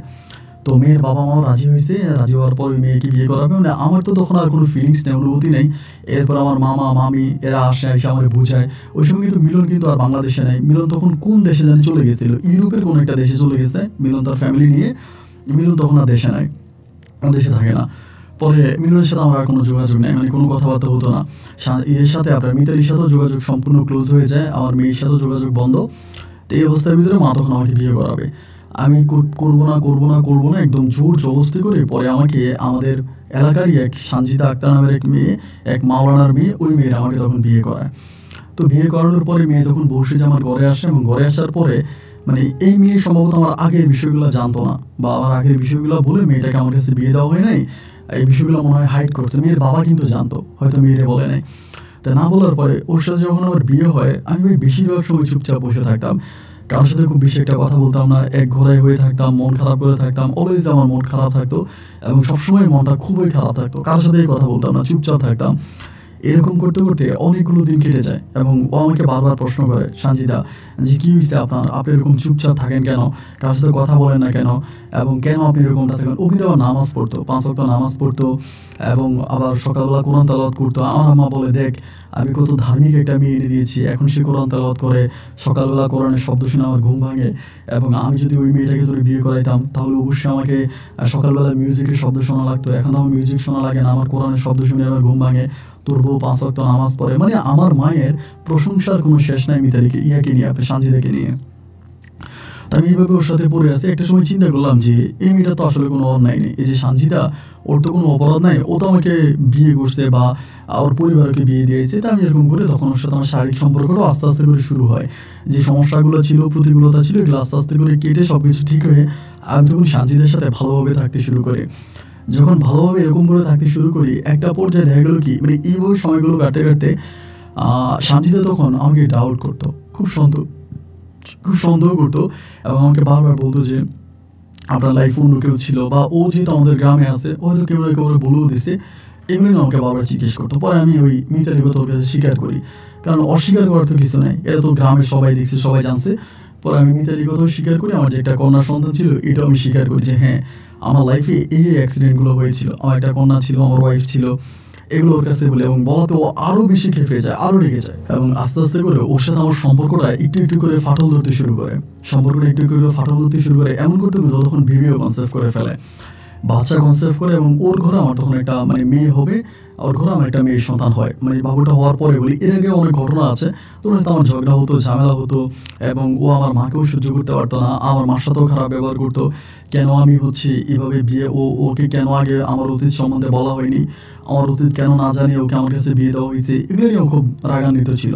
আর ওর রাগ হওয়াটাই স্বাভাবিক, এটা যে কোনো মেয়ে হলে রাগ করবে, কেন আমি আমার অতীত সম্বন্ধে না বলে ওরে আমি কেন বিয়ে করলাম, এটা তো স্বাভাবিক কথাই। তো যাই হোক, যাওয়াটা হয়ে গেছে, একটা মেয়ে হয়েছে, মেয়ে হওয়ার পর ওরা কমে না, এবং মেয়েটা হওয়ার পরে ও তখন একবার হঠাৎ করে আমার বলতেছে, আচ্ছা যাওয়াবারটা হয়েছে, যেটা হবে সেটা হয়ে গেছে, এই নিয়ে আমি আর কথা বলতে চাই না, তা তুমি আমার এখন ইতালিতে নিয়ে যাবা, তুমি ইতালি না, তুমি ইউরোপের অন্য কোনো একটা দেশে অ্যাপ্লাই করো, আমরা ইউরোপের অন্য কোনো একটা দেশে সেটেল হয়ে যাবো, চলো আমরা ইউরোপ চলে যাবো, মানে এখনও আমাকে নিয়ে ইউরোপে চলে যাবে। পরে আমি বললাম যে আমার পাসপোর্ট তো আমার মায়ের কাছে, আর আমি তো ইতালিতে যাবো না কখনো, যেহেতু আমার ওখানে বউ আর বাচ্চা ছিল, তো আমি না এই বিষয় নিয়ে আর কোনো কিছু বলতে চাই না। ও আমাকে বলে যে না, আমি তোমাকে নিয়ে ইউরোপে চলে যাবো, তুমি আমাকে নিয়ে ইউরোপের কোনো একটা দেশে সেটেল হবা। এবং ও আমাকে তখন আমার আম্মুকে বলে, আমার আম্মুকে বলার পরে আমার আম্মু তো মুখের উপরে মানা করে দিয়েছে, না এটা কোনো অবস্থায় সম্ভব না, এটা কোনোভাবেই হতে পারে না, তুই কেন ইউরোপে যাবি, তোরে আমি ভালো বংশের মেয়ে দেখা, তোর বাবা একজন মাওলানা দেখে তোরে আমি বিয়ে করে আনছি আমার ছেলের জন্য, তা তুই কেন ইউরোপে যাবি, তোরে আমি ইউরোপে পাঠাবো না, তুই ইউরোপে যাবি না, তুই দেশে থাকবি, 5 ওয়াক্ত নামাজ পড়বি, দিনের পথে চলবি, আমার ছেলের সাথে থাকবি, এরকমভাবে আমার মা বলতেছে। আমার মা এইভাবে বলতেছে, কিন্তু সানজিদা আমার কোনো কথাই শুনতে রাজি নেই। সানজিদার কথা হচ্ছে যে না, সে আমাকে নিয়ে ইউরোপে চলে যাবে। এই নিয়ে ধরুন আমার সাথে তার ঝগড়া যাতে আরও অনেক খারাপ অবস্থায় চলে গেল। এইবার আমি যে জিনিসটা দেখলাম, যে মেয়েটা মানে 5 ওয়াক্ত নামাজ পড়তো, সে হঠাৎ করে নামাজ পড়া বন্ধ করে দেয়, আর নামাজ পড়ে না, সকালে কোরআন তেলাওয়াত করে না, এবং সে উচ্চস্বরে মিউজিক বাজায়। একটা ওয়েস্টার্ন মেয়ের লাইফে যে জিনিসগুলো থাকে, এই জিনিসগুলো তার লাইফে তখন আস্তে আস্তে করে দেখা দিচ্ছিল। মানে আমি তখন মাঝে মাঝে ওর দিকে তাকে হাসি যে হাই রে, আমার মা বুঝতো না, আজকে যদি আমি মিতালিকে বিয়ে করতাম বা মিতালি মুসলিম হলে আমি মিতালিকে বুঝতাম, বা বিশ্বাস করেন আমি তো 2টা বউয়ের সাথে সংসার করি, সানজিদার চেয়েও মিতালি 100 গুণে ভালো ছিল, 100 গুণে বললে হয়তো ভুল হবে, 1000 গুণে ভালো ছিল। মিতালির আচার আচরণ, কথাবার্তা, চলাফেরা সব কিছু অত্যাধিক ভালো ছিল, এবং ও খুবই শান্ত স্বভাবে শিক্ষিত একটা মেয়ে ছিল, যার একদম অপোজিট হচ্ছে সানজিদা। সানজিদা কোনো কিছু বুঝতে রাজি নেই, কোনো কিছু শুনতে রাজি নেই, উগ্র মেজাজি এবং যথেষ্ট পরিমাণের বদ মেজাজি টাইপের একটা নারী ছিল।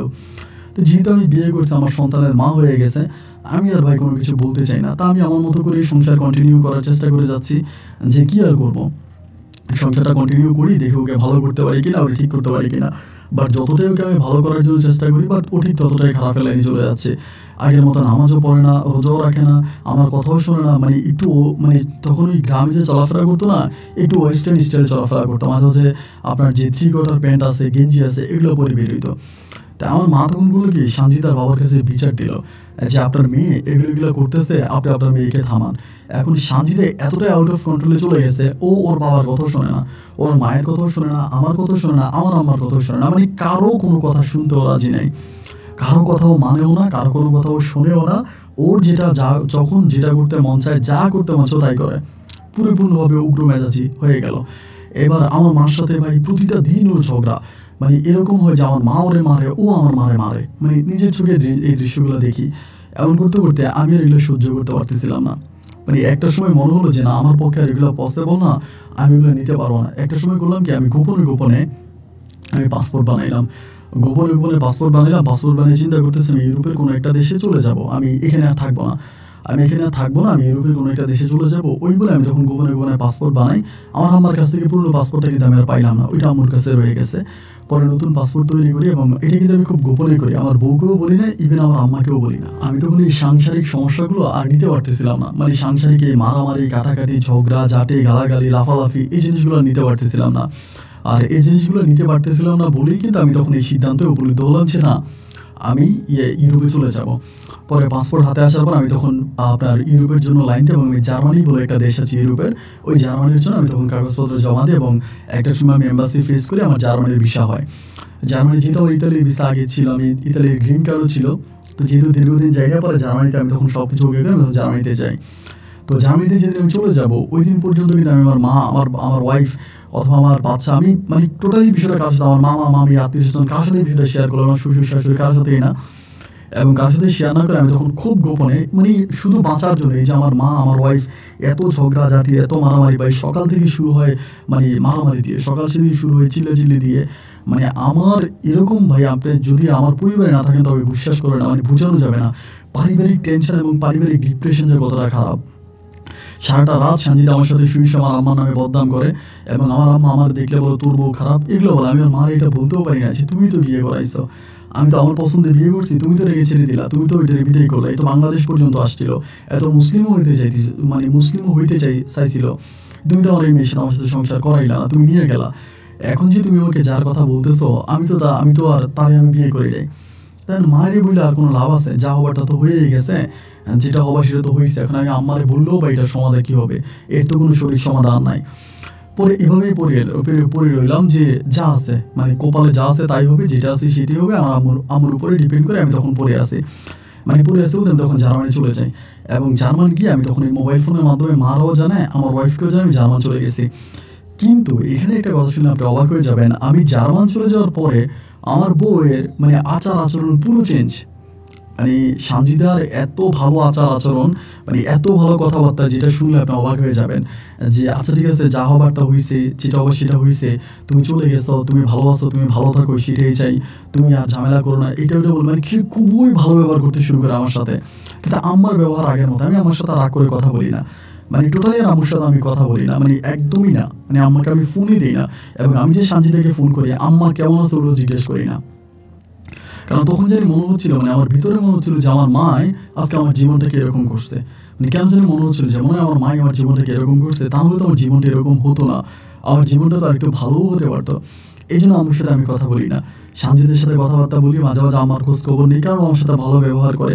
এরকম করতে করতে সানজিদা যখন আমার আম্মুকে নিয়ে আসে এবং প্রায় 9 মাস পরে আমি যখন আমার সাথে কথা বলি, মানে 9 মাস পর আমার সাথে কথা বলি, তাও কথা বলি কি, আমার আম্মু তখন অসুস্থ হয়ে যায়, মানে মারাত্মক লেভেলের অসুস্থ হয়ে যায়, কথাবার্তা ঠিকমতো বলতে পারে না, খুবই অসুস্থ থাকে।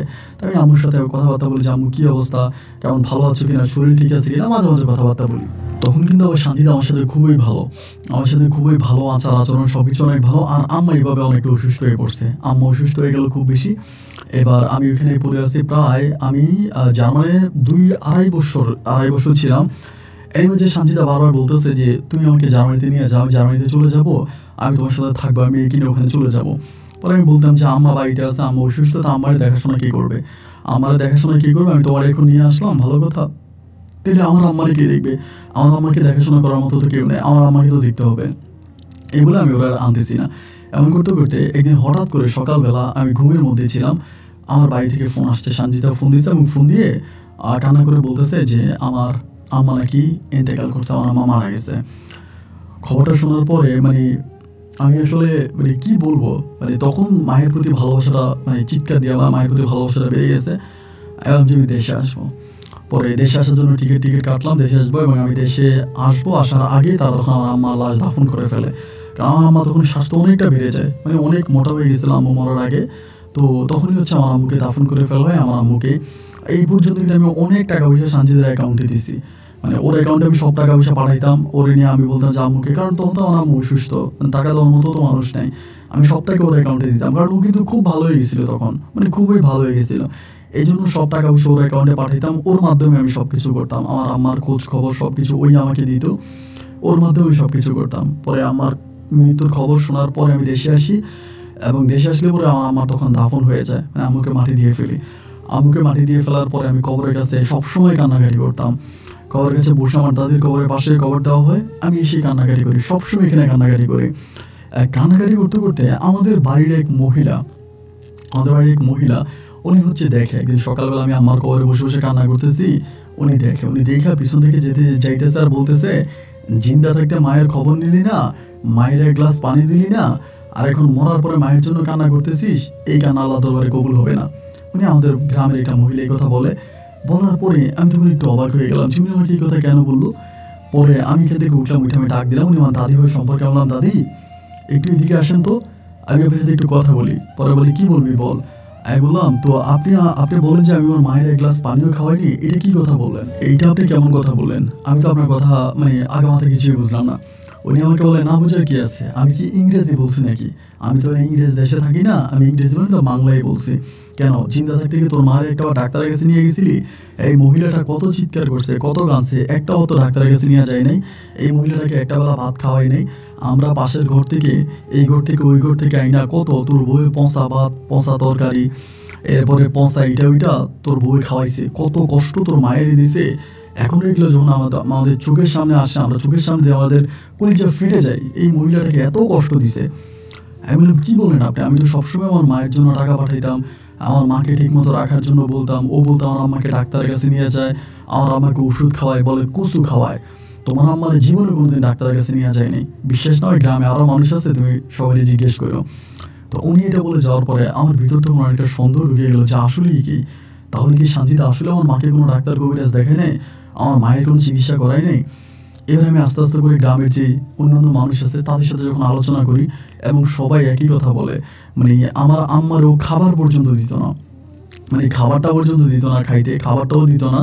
এবং গোসল, মানে আমার এরকম হইতো যে আমার আম্মা বিছনার মধ্যে পায়খানা করতো, সেই পায়খানা বিছনায় শুকিয়ে যাইতো, এমন একটা অবস্থা। মানে আমার আম্মা যে রুমে থাকতো, সে নাকি এই রুমের সামনে শুধু পারফিউম দিত, মানে স্ট্যান্ড দিয়ে থাকতো, কখনো রুমের দরজাটাও খুলে দেখতো না। এবং আমার আম্মা কবে মারা গেছে, আমার আম্মা মরে নাকি পচে যাওয়ার মতো যখন অবস্থা হয়েছে, তখনও টের পাইছে যে এরকম একটা অবস্থা, যে জন্য আমার আম্মুর লাশ সাথে সাথে দাফন করতে হয়েছে, আমার আম্মুর লাশ রাখতে পারে নাই, আমার আম্মুর লাশ পচে যাওয়ার মতো অবস্থা হয়েছে। এবার এই কথাগুলো শোনার পর আমি তখনও শান্তি থেকে কিছু জিজ্ঞেস করি না যে আসলে এটা কতটুকু সত্য, বা এটা কি, বা মানুষজন এগুলো বলতেছে, তুমি কি আসলে আমার মায়ের টেক কেয়ার করো, আমার মায়ের যত্ন নেও নাই। এরকম করে করে একদিন, 2 দিন, 3 দিন থাকতে থাকতে একটা পর্যায়ে, ধরেন একটা মানুষের উপর যদি রাগ থাকে, মুখে বা কতক্ষণ তার সাথে হাসি দিয়ে কথা বলা যায় বলেন, ভিতরে যদি রাগ থাকে, রাগটা তো একটা সময় প্রতিফলিত হয়। একবার, 2বার, 3বার এরকম করতে করতে ওর সাথে একটা সময় একটু মোটামুটি রাগারাগির অবস্থায় চলে যায়, বা ঝগড়া পর্যায়ে চলে যায়।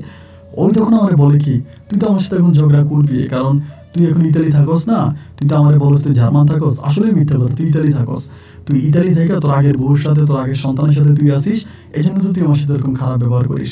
আর মেয়েটা তখন অনেক বড় হয়েছে, আমার শান্তিদার ঘরের মেয়েটা অনেক বড় হয়েছে, আর মিতালির ঘরে যে মেয়ে, এত কোনো সন্তান আমি আর পেলাম না, কোনো খোঁজ খবরও নাই। আমি শুনলাম যে মেয়েটা অনেক বড় হয়েছে, পরে আমার যে শান্তিদার যে মেয়ে আছে, মেয়েও বড় হয়েছে। পরে আমি বললাম যে কী বলতেছো মেয়ের সামনে, ওমা আমার সাথে দুর্ব্যবহার, খারাপ ব্যবহার, মানে বলার মতো না এরকম ব্যবহার করতেছে। একটা পর্যায়ে আমি বললাম যে ঠিক আছে, আমার যেহেতু এখন মারা গেছে, তাহলে আর তো সমস্যা নাই, তুমি আমার সাথে চলো, আমি তোমাকে জার্মানি নিয়ে যাবো, আমি জার্মানি চলে যাবো, তুমি আমার সাথে থাকবা। মানে এত কিছু হওয়ার পরেও কিন্তু আমি সংসার করতে চাচ্ছি। আমার আম্মাকে মেরে ফেলেছে এক কথায় বলতে গেলে, এরপরেও কিন্তু আমি ঝামেলা চাই নাই, সংঘাত চাই নাই। যেহেতু আমার একটা মেয়ে আছে, মেয়ের মুখের দিকে তাকে আমি চিন্তা করছি আমি তারপরও সংসার করব, ওর সাথে আমি এরপরও সংসার করে যাব। আমি বললাম যে ঠিক আছে চলো, আমি তোকে জার্মান নিয়ে যাবো। ওই তখন বলতেছে ও জার্মান যাবে না, ও বিদেশে যাবে না, ও বলে যদি নীতি তাইলে অনেক আগেই নীতি, মানে তুই ছাড়া তো আমার সাথে কথাই বলে না, মানে ওর কথা শুরুই হয় তুই দিয়া, যে তুই যদি আমাকে বিদেশ নিতি তাহলে অনেক আগেই নিয়ে যাইতে, এখন এগুলো বলে লাভ কি, এখন আমি তোর এসব কথা কিছু শুনতে চাই না। তুই যদি আমাকে বিদেশ নেওয়ার হইতো তাহলে অনেক আগে আমাকে বিদেশ নিয়ে যেতি, তুই আসলে কখনোই আমাকে বিদেশে নিবি না, তুই আমাকে কখনোই আমার সাথে সংসার করবি না, তুই তোর আগের বউর কাছে চলে যাবি, আগের বউ নিয়ে থাকবি, এই ধরনের খারাপ আচার ব্যবহার কথাবার্তা। একটা পর্যায়ে আমি তখন বললাম যে ঠিক আছে আমি চলে যাব, আমি দেশে থাকবো না, আমি চলে যাব। ও আমার বলে হ্যাঁ তুই চলে যা। এই মাঝে যে আমি চলে যাব ওর সাথে এরকম কথাবার্তা হইতেছে, এই চলে যাওয়ার মাঝেই হঠাৎ করে ভাই একটা খবর শুনতে পাই, এবং যেটা শুনলে আপনি নিজেও অবাক হয়ে যাবেন। আমাদের ঘরে নাকি ওর এক দুঃসম্পর্কের চাচাতো ভাই, সানজিদার দুঃসম্পর্কের চাচাতো ভাই ছিলেন, নাম হচ্ছে সজীব। এই ছেলে নাকি মাঝে মাঝে আসতো আমাদের ঘরে, মাঝে মাঝে আসতো এবং ওর সাথে থাকতো। এরকম অনেক কথাবার্তা গ্রামের দু একজন লোক আমাকে তখন বলে। খবরটা শোনার পরে এই খবরটা শোনার পরে আমি তখন আমার তখন ওর কাছে আমার অনেক টাকা পয়সা, ওরে আমি অনেক টাকা পয়সা দিয়ে ফেলছি ইতিমধ্যে আমার জামা থাকা অবস্থায়। পরে আমি তো টাকাটা চাইলাম যে আজ তোমাকে অনেক টাকা পয়সা দিছি, আমি একটু জায়গা কিনবো, এরকম করে মিথ্যা করে বলতেছি আর কি, সত্যতা তো বলি না যে ওর সম্বন্ধে আমি এগুলো শুনে গেছি এগুলো বলি না। বললাম যে আমি একটু জায়গা কিনবো, তোমার যে টাকাগুলো দিলাম আমার টাকাগুলো দিয়ে তো আমি একটু জায়গা কিনবো, এখানে একটু জায়গা দেখছিলাম। তো আমরা বলো তোর কাছে টাকা আছে না, তুই তোর টাকা দিয়ে কিন। আমার বলতেছিস কেন, আমি আমার টাকা কেন দিব? আমি বললাম আরে তোমার টাকা তো আমি চাচ্ছি না, আমি তোমার অ্যাকাউন্টে যে টাকা পাঠাইছি ওই টাকাগুলো তুমি আমার দিয়ে দাও, আমি ওই টাকাগুলো দিয়ে জায়গা কিনবো। এটা বলাতেও খেপে যায়। আমার বলেছে কেন আমি দিব, কেন আমি তোর কোনো টাকাই দিতে পারবো না, আর ওই টাকা নাই। আমার বলে, আমি বললাম কি বললাম, লক্ষ লক্ষ টাকা তোমার অ্যাকাউন্টে আমি পাঠাইলাম আর তুমি ওরা বলতেছো ওই টাকা নাই, ওই টাকা নাই টাকা কোথায় গেছে? আমার বলে আমি তোর কাছে কৈফিয়ত দিতে বাধ্য না। এরকম ভাবে ঝগড়াঝাটি ঝায় ঝামেলা মারামারি এরকম চিল্লাচিল্লি হইতে হইতে একটা পর্যায়ে আমার বলে যে আমার সাথে সংসারই করবে না। আমার বলে আমি তোর মতো ছোট লোকের সাথে, তোর মতো ইতরের সাথে সংসারই করবো না। এই কথা বলে ও নিজে আমাকে ডিভোর্স দেয়, চিন্তা করে ডিভোর্স দেয়, এবং ডিভোর্স দেওয়ার পরে ওই ডিভোর্স লেটার আমার কাছে পাঠায়। ডিভোর্স লেটারটা যখন আমার কাছে পাঠায় আমার চিন্তা ভাবনা হচ্ছে যেহেতু ডিভোর্স লেটার আমাকে দিয়ে দিচ্ছে তাই আমি ওর সাথে আর থাকবো না। তা আমি কি করি, ডিভোর্স লেটারে সিগনেচার করে দিই। কথা খেয়াল করে শুনবেন, ডিভোর্স লেটারে সিগনেচার করি এবং সিগনেচার করার পরে ও তখন আবার এখান থেকে চলে যায়, আমাদের সাথে ছাড়াছাড়ি হয়ে যায়। ছাড়াছাড়ি হয়ে যাওয়ার পরে আমি তখন জানতে পারি ওই যে সজীব নামের কোন ছেলে আছে ওই ছেলের সাথে ওর তখন সম্পর্ক, ওই ছেলের সাথে ফোনে কথাবার্তা বলে, ওই ছেলের সাথে ওর সব কিছু ওই ছেলের ও তখন চলে গেছে। পরে আমি এদিক দিয়ে চলে যাবো, আমি জার্মান চলে যাবো, যাওয়ার ওরে ডিভোর্স করার প্রায় আপনার 20 দিন পরে, 20 থেকে 25 দিন হবে আনুমানিক, ওই তখন ওর বাবার বাড়িতে থাকতো, ওর বাপের কাছে থাকতো ওর বাবার বাড়িতে। 20-25 দিন পরে ও আমার বলতেছে যে আমি চলে যাওয়ার 20-25 দিন পর ওর সাথে আমার ডিভোর্সের 25 দিন পরে ওর বাড়িতে আমি তখন আমার ওদের বাড়িতে আমি গেছি আমার মেয়েটারে দেখার জন্য। তো আমার মেয়েটা আমার একটু দেখতে ইচ্ছে করতেছে, মেয়েটার একটু দেখবো। পরে মেয়েটা তখন ঘুমিয়ে আছে, রুমের মধ্যে ঘুমিয়ে আছে। তা আমি তখন গেছি, যাওয়ার পরে ওই তখন খুব রাগ করে আছে, মুখ কালো করে আমার দিকে তাকায় আছে। আমি মেয়ে দেখতে গেছি, মেয়ের কপালে চুমু দিলাম, চুমু দিয়ে ঘুমের মতো আমার মেয়েটা তখন ঘুমিয়ে আমি চলে যাচ্ছি। যার সময় বললাম যে আমার মেয়েটাকে দেখে রেখো, এভাবেই বলতেছি মেয়েটাকে দেখে রেখো, মেয়েটা থেকে খেয়াল রেখো। এটা বলার পর চলে যাবো, ওই মুহূর্ত তখন হঠাৎ করে আমার হাত চেপে ধরছে, দিনের বেলায় কিন্তু দুপুরবেলা। বললাম যে কি ব্যাপার, হাত চেপে ধরলেন কেন? তখন তো সে আমার বিবাহিত বউ না, আমার তো তখন তালাকপ্রাপ্ত বউ। আমি চাও হাত ধরলেন কেন? বলে ভিতরে আসো। এটা বলেও টান দিয়ে আমার ভিতরে নিয়ে বলতেছে আমি তালাক ডিভোর্স এগুলো কিচ্ছু আমি তোমার সাথে সংসার করবো।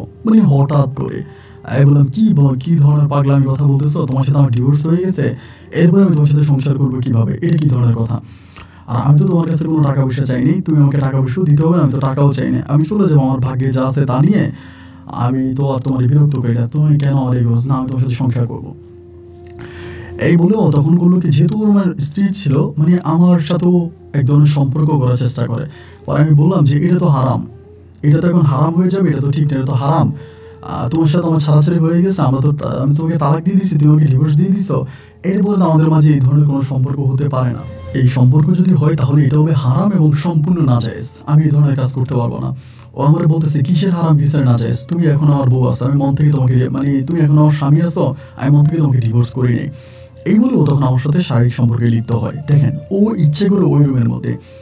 পরে আমি বললাম আমি তো কালকে চলে যাব, আগামী দিন আমার ফ্লাইট, তো আমি আজকে মেয়েটারে দেখতে আসছি, তো ঠিক আছে তুমি যেটা করছো এটা ভালো করো না, এটা তোমার করা ঠিক হয় নাই, তুমি এটা অন্যায় করছো। এই বলে আমি এখান থেকে তখন চলে গেছি। কথা খেয়াল করে শুনবেন, ওই আমার শ্বশুর বাড়ি থেকে বেরিয়ে গেছে, বেরিয়ে আমি আমার বাড়িতে গেছি। মাগরিবের নামাজটা আমি মসজিদে পড়ছি, মাগরিবের নামাজটা পড়ে ঘরে আসছি, এবং ঘরে আসার এশারের কিছুক্ষণ আগে হঠাৎ করে এক গাড়ি পুলিশ আমার ঘরে আমার বাসায় এসেই কোনো কথাবার্তা নেই, আমাকে হঠাৎ করে হ্যান্ডকাপ পরাই দিল। আমার অপরাধ বলে, অপরাধ হচ্ছে আপনি দর্শন করছেন, দর্শন মামলা। ওই যে দর্শন মামলা, কিসের দর্শন মামলা? বলে আপনার অমুক সানজিদা আক্তার নামের এক মহিলাকে দর্শন করছেন। আমি বললাম দেখেন আমি তো দর্শন করিনি, তো আমার বউ ছিল। বলে বউ ছিল কিন্তু এখন তো না, আপনি মেয়ে দেখা নাম করে গেছেন এবং মেয়ে দেখা নাম করে তাকে দর্শন করে আসছেন। মানে ওই নিজে আমার নামে দর্শন মামলা দায়ের করে দেয়। দর্শন মামলাটা দিয়ে দেওয়ার পরে এখান থেকে পুলিশ আমাকে, তখন আমার এই জায়গা থেকে আমাকে নিয়ে যায়। নিয়ে যাওয়ার পরে মানে কি যে মামলাটা ও করে, মানে কি মামলা যে ও করে আমি আপনাকে বলে বোঝাতে পারবো না। কয়টা ধারা ওইখানে দেয়, একদিন 2 দিন নয়, দীর্ঘ 3টা বছর এই দর্শন মামলার আসামি হয়ে আমি জেল খাটি। দীর্ঘ 3টা বছর এই দর্শন মামলার আসামি হয়ে আমি জেল খাটি। এবং 3 বছর পরে আমার বড় মামা তখন আমাকে জেল থেকে বের করে আনে। বড় মামা জেল থেকে বের করে আনে এবং বড় মামা জেল থেকে বের করে আনার পরে আমি আর কোনো কিছু চিন্তা করি নাই। এবং জেল থেকে বের হওয়ার কয়েক মাস পরে আমি আর এই সানজিদার সাথে কথাও বলি নাই, ওর সাথে আমার কোনো কথাই হয় নাই। জেল থেকে বের হওয়ার পর আমি তখন টোটালি আমার মামার সাথে থেকে আমি তখন পুনরায় আবারও জার্মান চলে যাই। এদিকটা আমার মানে ভিসা ঠিক করতে অনেক ঝামেলা গেছে, যে নাই বলে আমি তখন পুনরায় আবারও জার্মান চলে যাই। এবার জার্মান যাওয়ার পরে আমি যখন জার্মান যাই, জার্মান যাওয়ার প্রায় আপনার 1.5 বছরের মাথায়, আমি কিন্তু বিয়ে শাদী করে নেই, জার্মানি পড়ে আসি। 1.5 বছরের মাথায় হঠাৎ করে জানতে পারি একটা সময় যে সানজিদা নাকি মারা গেছে এবং আত্মহত্যা করে মারা গেছে। এখানে একটা কথা বলে রাখি, যে সজীব নামের যে ছেলেটাকে আমি সন্দেহ করেছিলাম, আমি জেলে থাকা অবস্থায় ওই সজীব ছেলেটাকে বিয়ে করে। ছেলেটা সিভিল ইঞ্জিনিয়ার হয়, এই ছেলে সিলেটে থাকতো, ওই যখন সিলেট থাকতো, সানজিদাও সিলেটে থাকতো, ছেলেও সিলেটেই থাকতো। এবং আমার মেয়ে ছিল, পরে ওর ঘরে আরও 2টা ছেলে হয়, মানে 2টা ছেলে সন্তান হয় সানজিদার ঘরে, আমার মেয়েটাও থাকে, আরও 2টা ছেলে হয়। তো ধরে নিলাম আমি তখন জেলে থাকা অবস্থায় হয়। পরে আমি যখন ইতালিতে ব্যাক করলাম তখন জানতে পারলাম যে ও আত্মহত্যা করে মারা গেছে। এখন আত্মহত্যা করে মারা যাওয়ার পরে ওকে কবর দেওয়া হয়েছে, যখন ও মারা গেছে ওরে কবর দেওয়া হয়েছে, মানে কিভাবে এটা সম্ভব বা কিভাবে কি আমি জানি না, ওরে কবর দেওয়া হয়েছে আমার মায়ের কবরের পাশে। মানে ওকে তো আমি তালাকই দিয়ে দিচ্ছি, ও আমার তালাকপ্রাপ্ত বউ, ওর বাবা ওর লাশ নেয় নাই, মানে ওর পরিবার ওর লাশ নেয় নাই। এবং সজীব নামের যে ছেলে ওরে বিয়ে করছে, ওই ছেলের পরিবার ওকে গ্রহণ করে নাই। ছেলের পরিবার ওকে সানজিদাকে গ্রহণ করে নাই। গ্রহণ না করার কারণে ছেলের পরিবার তখন ওকে নেয় নাই। না নেওয়ার পরে মানে আপনার সানজিদার বাবা মাও সানজিদাকে নেয় নাই, ছেলের পরিবারও সানজিদার লাশ নেয় নাই। এবার তারা কার প্রলোচনায় পড়ে বা কার সাথে কথাবার্তা বলে, তখন তো আমি বাড়িতে নেই, আমি জার্মানিতে, আমার মায়ের কবরের পাশে তখন দাফন করে দেওয়া হয়। যখন মায়ের কবরের পাশে ওকে দাফন করা হয়, তখন ভাই হলো কি, যেদিন ওর দাফন হলো তার কিছুদিন পরে আমি বারবার স্বপ্নে দেখতাম আমার মা আমারে বলতো আমার মায়ের গায়ে আগুন জ্বলে, মা আমার বলো আমার গায়ে আগুন জ্বলে, আমার গায়ে পানি দে, আমার গায়ে আগুন জ্বলে, আমার গায়ে পানি দিই। এরকম করে মা আমাকে 5-6 দিন এরকম করে স্বপ্নে দেখায়। এবং স্বপ্নে দেখানোর পর আমি তখন বাংলাদেশের কয়েকটা মুফতি আলেমদের সাথে কথাবার্তা বলি যে এই ঘটনা, আমার মা বলতেছে যে আমার মায়ের এরকম ঘটনা। পরে বলে আপনি এসে আপনার মায়ের জন্য একটু দোয়া পড়ান। পরে আমি বাংলাদেশে আসি, এসে পরে আমার মায়ের জন্য আমি দোয়া দরুদ পড়াই এবং মায়ের কবরের কাছে আমি তখন কবর জিয়ারত করি, মায়ের কবরের পাশে বসি। এবং এরপর থেকে স্বপ্নগুলো আমার দেখা বন্ধ হয়। কিন্তু এই ঘটনার কিছুদিন পরে আমি যখন আবারও জার্মানি ব্যাক করি, ওই সময় এলাকার লোকজনের মুখে শুনতে পারি রাতের বেলায় নাকি ওই কবরস্থান থেকে, মানে আমাদের কবরস্থান থেকে চিৎকারের শব্দ শোনা যায়। মানে কবরস্থান থেকে চিৎকারের শব্দ শোনা যায়। এখন কার কবর থেকে এই চিৎকারের শব্দটা শোনা যায় এটা তো কেউ বলতে পারে না। এখানে 3টা কবর থাকে, আমার মায়ের কবর, এরপরে আমার তালাকপ্রাপ্ত বউ সানজিদার কবর এবং আমার দাদির কবর। এই 3টা কবরে ওই কবরস্থানে আর কোনো কবর নাই। এখন গ্রামের লোকজন মানে বলা বলি করে যে কবরস্থান থেকে রাতের বেলায় মানে চিৎকারের শব্দ শোনা যায়। তো এগুলো মানুষের বলে, আমি আর এগুলো মানতাম না। এবং এরপরে প্রায় 7 বছর পরে, 7 বছর পরে আমি তখন দেশে যাই, মানে সানজিদা মারা যাবার প্রায় 7 বছর পরে দেশে যাই। এবং দেশে যাওয়ার পরে এটার সত্যতা যাচাই করার জন্য আমি ওই কবরস্থানের পাশে, মানে কবরস্থান থেকে মোটামুটি একটু দূরে গিয়ে আমি গভীর রাতে এটা মানে আমি শুনি এবং আমি নিজের কানে শুনতে পাই যে কবর থেকে মানে একটা মানুষকে মারলে একটা মানুষের যে একটা আত্মনাদ, একটা চিৎকার, এই চিৎকারের শব্দটা কবর থেকে শোনা যায়, মানে ওই দিক থেকে শোনা যায়। কিন্তু এই শব্দটা যখন আপনি কবরের কাছে যাবেন বা কবরের পাশে গিয়ে দাঁড়াবেন তখন কিন্তু শব্দটা শুনি না। যখন কবরের পাশে গিয়ে দাঁড়াই বা কবরের কাছে যায় তখন শব্দটা শোনা যায় না।